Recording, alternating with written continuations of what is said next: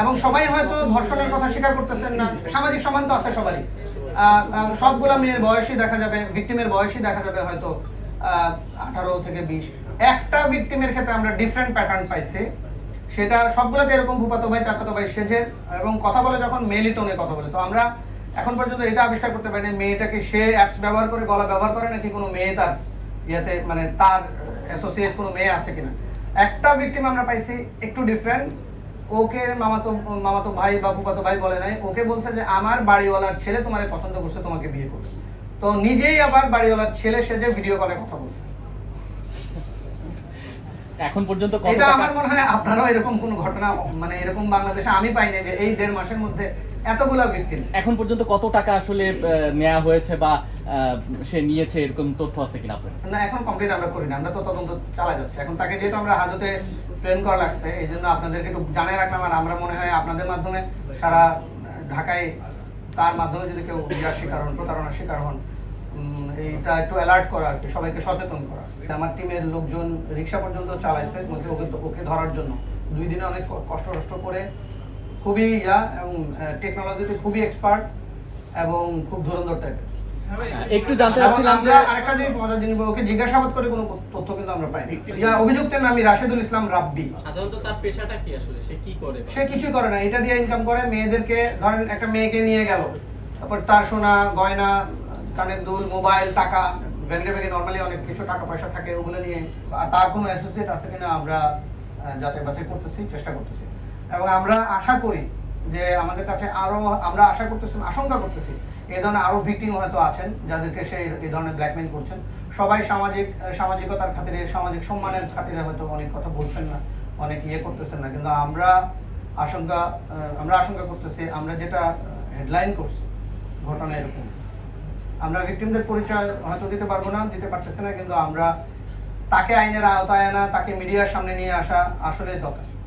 আমাদের মেয়েরা যাতে কোনোভাবে এই ধরনের কোনো ভিকটিম না হয় এবং কোনোভাবেই যেন সমাজে এই ব্যাধিটা ছড়িয়ে না পড়ে, এই জন্য আশা।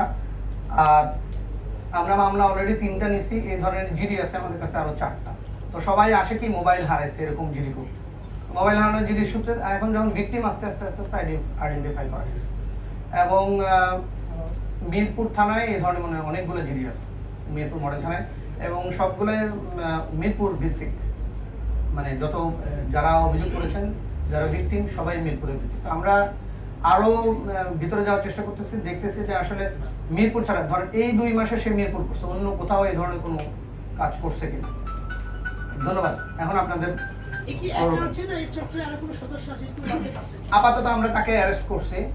আমরা এখন পর্যন্ত যেটুকু দেখছি সহযোগী থাকলেও খুব বেশি থাকার কথা না, আমরা তদন্ত চালা যাচ্ছে।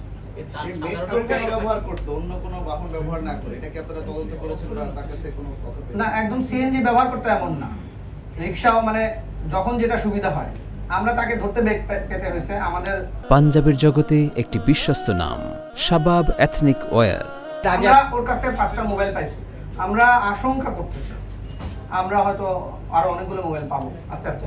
আপনি ইতিপূর্বে বলেছেন যে এই আসামির নামে আরো 10টি অভিযোগ রয়েছিল, কিন্তু আপনারা এই 10টা অভিযোগের পরেই কেন, তার আগেই কেন তাকে শনাক্ত করতে পারলেন না? আপনাদের কাছে গোয়েন্দা তথ্য ছিল কি? না, এটা ভুল কথা বলেন। আমরা তাকে পাওয়ার পরে অভিযোগ পাইছি। আর আমি তো বললাম যে অনেকে সামাজিক সম্মানের ভয় করে কি মোবাইল হারাইছে, এইটা জিডি। ওর নাম রাশেদুল ইসলাম রাব্বি, ওর পিতা শাহজাহান মল্লিক, পুরান কামারগাঁও থানা, শ্রীনগর জেলা, মুন্সিগঞ্জ হলো স্থায়ী ঠিকানা। বর্তমান ঠিকানা হলো সে থাকে সিদ্ধিরগঞ্জ, দানগঞ্জ, শ্বশুরবাড়ি।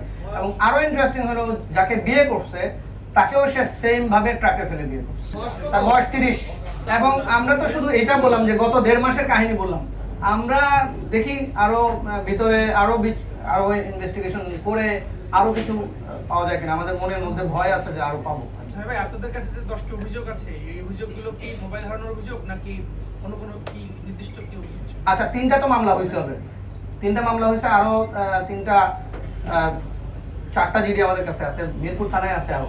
তো সবগুলাই আসে অভিযোগ। এবং এখানে একটা ইন্টারেস্টিং, আমরা তো মোবাইলে যখন দেখি যোগাযোগ কার সাথে হয়েছে, যখনই যোগাযোগ করতে যাই তখন যার সাথে যোগাযোগ হয় সেই বলে আমি বিক্রি, বুঝতেছেন? মানে আমার মোবাইলটা চুরি হইলো, মোবাইলটা চুরি হওয়ার পরে মানে আমরা যে প্রেস ব্রিফিং রেডি করছি এটা পরে আপনি ঘটনার ইয়াটা বুঝবেন না, এই জন্য আমি আসলে আলাদা করে বর্ণনা করছি।